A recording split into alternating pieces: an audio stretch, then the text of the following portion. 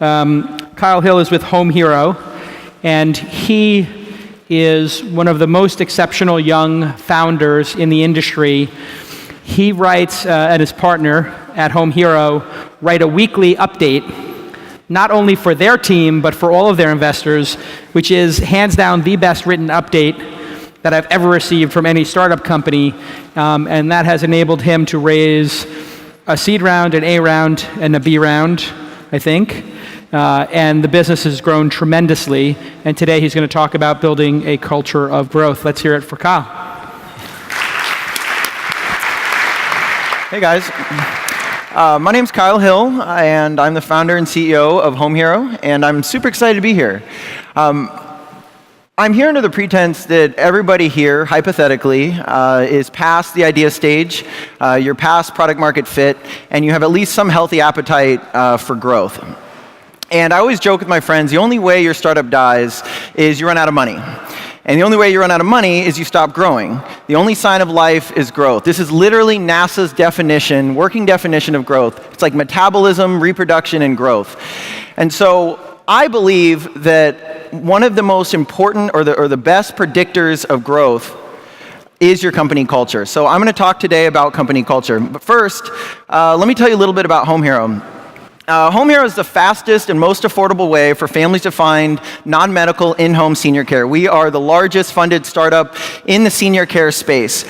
We are servicing over 4 cities, 19 counties. We have 1,500 caregivers on our platform, and we provided over 1 million hours of home care over the last 2 years. But 18 months ago, we looked like that. And I still look like that if I shave my beard, believe it or not. And we really didn't know what we were doing. We were solving our own itch. A lot of the early stages in the company was started from me just solving a lot of the problems for my own father, finding home care.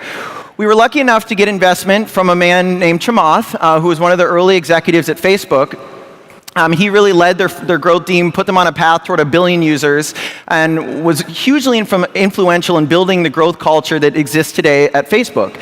And one of the traditions of Chamath, when he puts investment into a company, is he will take the founders to dinner. So he took us to dinner, and we had a conversation about growth. And he dropped a couple knowledge bombs on us, and this is one of the biggest takeaways that he said. He said, growth is getting people in the door, delivering an aha moment as quickly as possible, then delivering value as frequently as possible. And then he paused, and he said, but that all goes down the tank if your culture sucks. And he said, do you have company culture? I said, yeah, of course. I said, every Friday we have a trivia on Slack. And it's some silly thing like how many hot dogs were eaten in Dodger Stadium in the last year. The winner gets $5 in Bitcoin. And I said, that's culture. And he said, no, that's not culture. And I said, okay, well, it's honesty, respect, hard work. He said, no. He said, you clearly don't have your company culture yet, and that's okay. So here's what he suggested that we do. He said, take the whole team and go to somewhere really far away. We picked Lake Tahoe. This is a real picture from our balcony in Lake Tahoe with your team, and have a 2 to 3 day team retreat. And don't leave until you come back with 7 to 8 value statements that you live by, that you swear by. And these value statements are so important that they will be the guiding principles for your entire company. So they'll guide you through the brightest and darkest days of your company. They'll help you in hiring decisions. He said at Facebook, when they were deciding to terminate an employee, they would literally grade every single employee based on each of these core company values, A through F, and make their hiring or termination decisions. So this is how important they were. So what I'm going to do today is I'm going to talk to you about the 7 principles that we swear by at HomeHero and why they're important and how they've contributed to our growth. Number 1 is focus on long-term success. In the early days, we did a lot of things that didn't scale, and that was okay. We had Google Docs organizing all sorts of information. We were firing right into the FTP of the website. It was driving our CTO crazy. But we had an understanding of how things would evolve over time and how we would build scalable processes as we grew. One of the most frustrating things as a marketplace, especially one dealing with an older demographic, is we couldn't accept checks. right? We couldn't accept checks.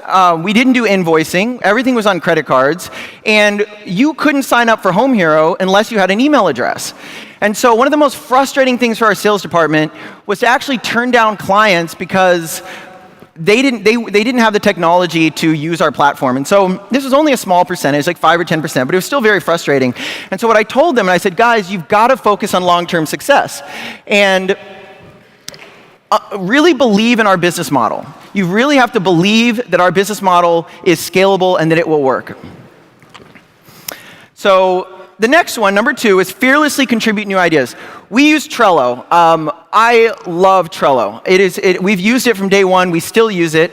What we do is we encourage all the employees, whenever they have a new idea or anything, to throw their ideas onto the Trello board, right? And we have all these lists. There's sales and engineering and marketing, and literally the more ideas on there, the better. We have a Trello thrashing party every Tuesday at noon where you go in there for 10 minutes, you throw the craziest ideas on there, and you let our product managers really just sift them out.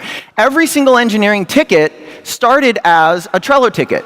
So the crazier the ideas, the better. And Trello, whether it's Google Docs or Trello or anything else, you have to organize creativity. And this is a way that we organize creativity. So one of the core values that we live by is fearlessly contribute new ideas.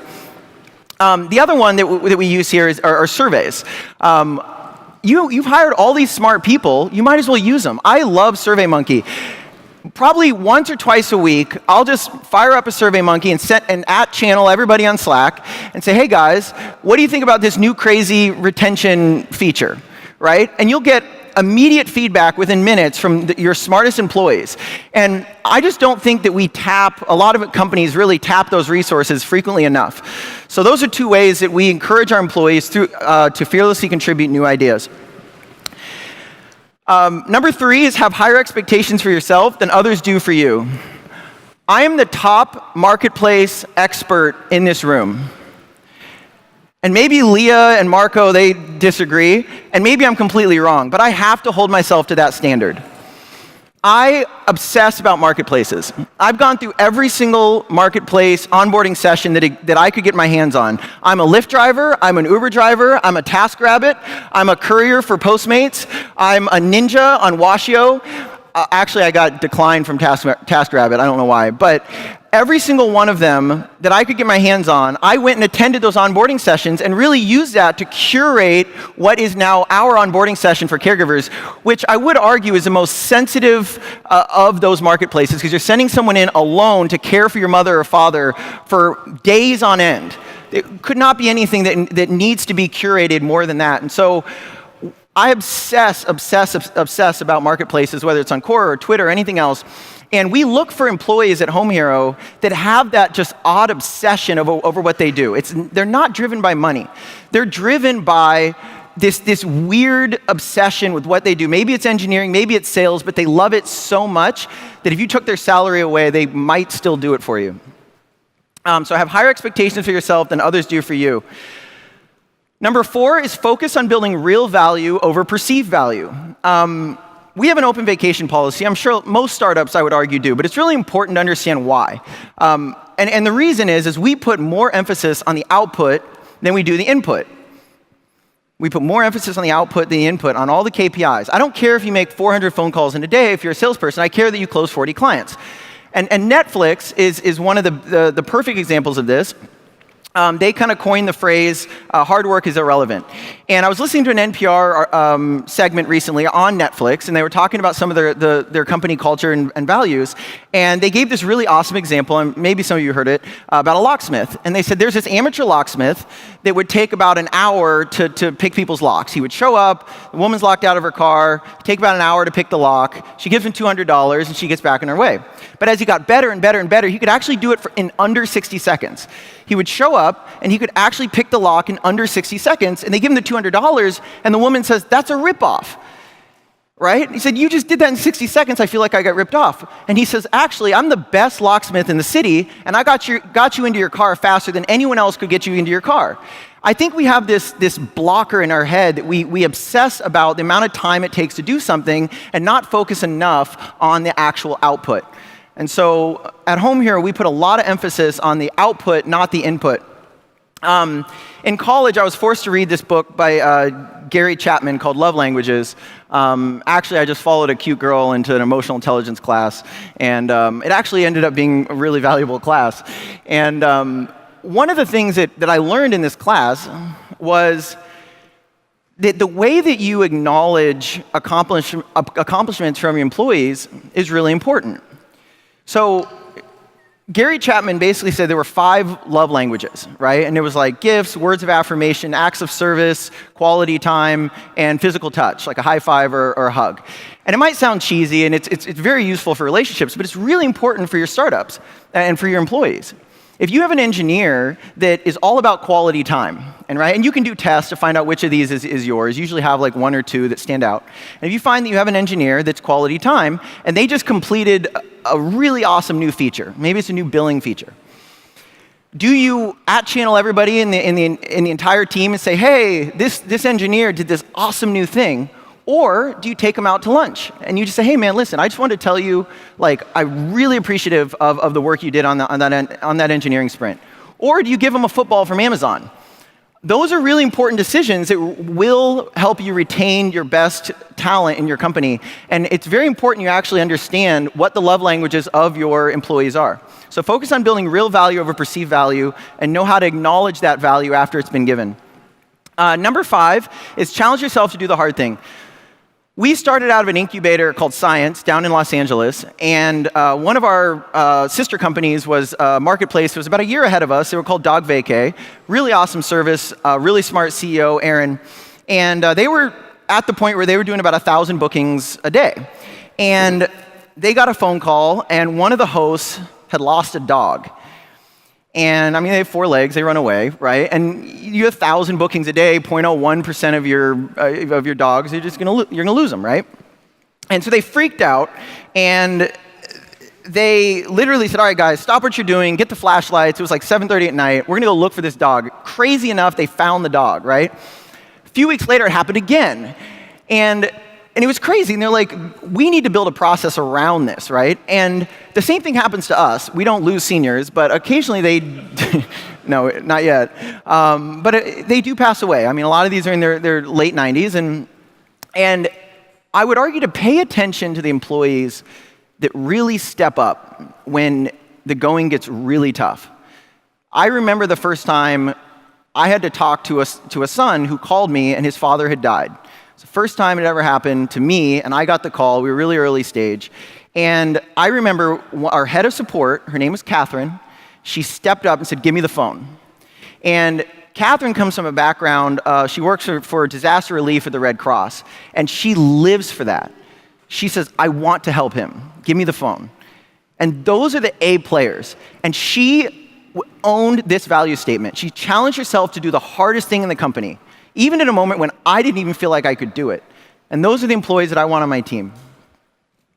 Number 6, treat every problem as an opportunity. Going back to Netflix, one of the most famous documents that exists in Silicon Valley is their culture doc, Netflix, and I refer to it a lot.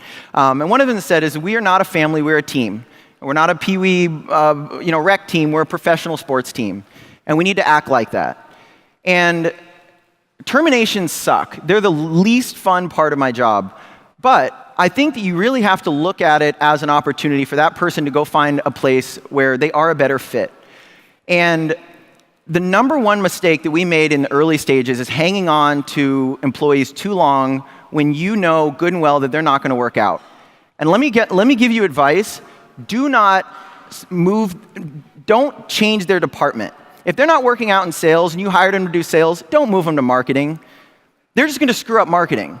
You can go hire experts in marketing, and you can hire experts in sales. Don't move people around because you have a fun time on the weekends. And it was a hard thing for me to understand, but I've developed really good, long-lasting friendships with people that I've now terminated, and we're still friends. And it will work out, but I think you really have to give them the opportunity to move on. Don't get emotional with it. You really can't.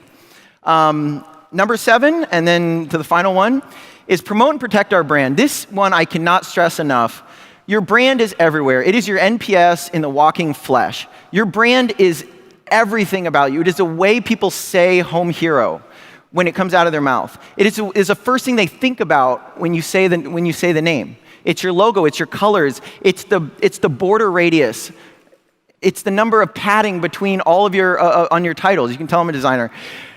I obsess about brand, but it goes so much farther than what you see on a page. It's the tidiness of your office.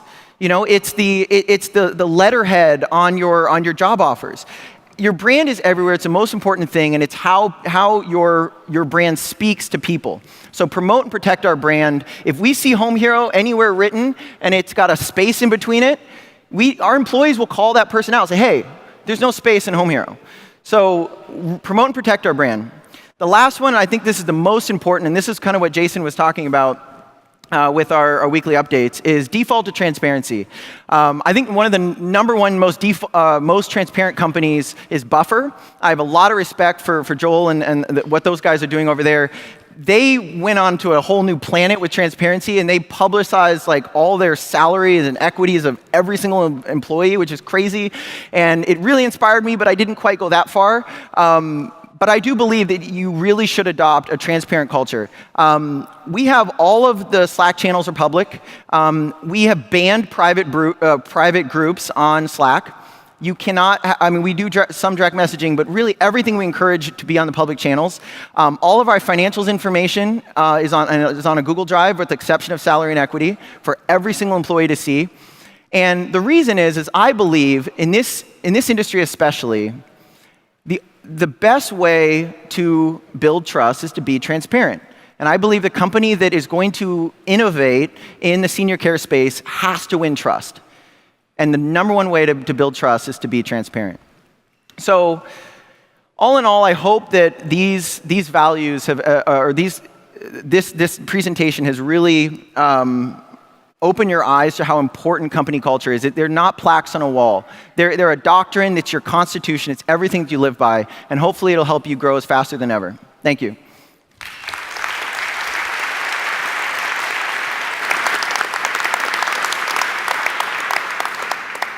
And let's take one question from the chat room, if the chat room will load.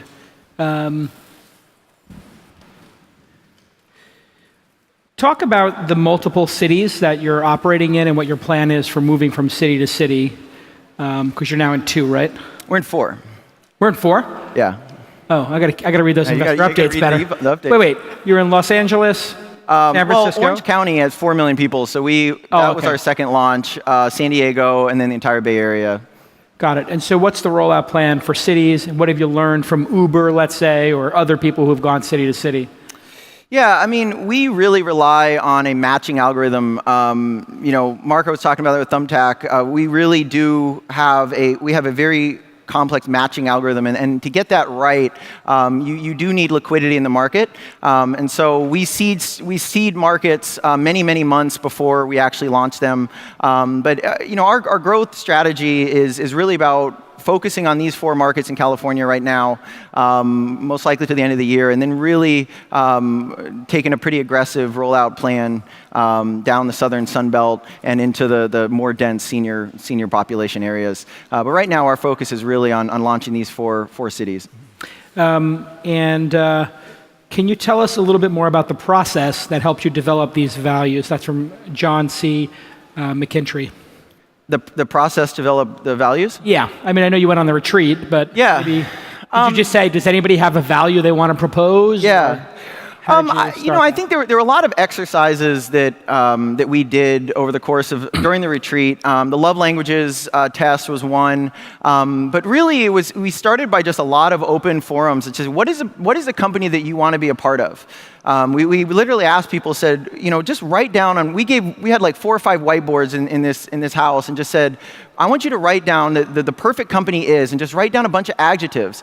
And you'll see that there's these little clusters that start to happen around different words. And we started moving these around into clusters. And you can see that people want to be challenged, and they want a place where they're going to get their work acknowledged. And so what we found is you just had all these words on a board, and you start clustering them, and each one of them, really, of those, we formulated a value statement.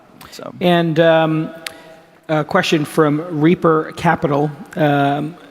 Connected marketplaces seem to struggle with reaching older people. This is your core audience or market. How do you reach them? How do we reach? I guess getting older people on the system. Well, the reality is that we target the sons and daughters of the seniors. Very few of our clients are the actual seniors themselves. It's usually the baby boomers, son or daughters, and they are, in fact, a pretty technology-enabled generation. Most of them do have smartphones. There's some stragglers, of course, but most of them are pretty technology-enabled, and we offer mobile apps that allow them to have real-time connectivity in their home. And so it's not a difficult value prop when you say, hey, look, if you download this app, you can see in real time what's going on in your home, an audio update or video update or photos of your mother or father in the home. And it's a pretty compelling value statement, almost to the point where we've had families that have went and they purchased a smartphone just so they could have access to the real-time connectivity with their mother or father. So I really believe that we're moving the industry in the right direction. Okay, let's hear it for Kyle from HomeHero.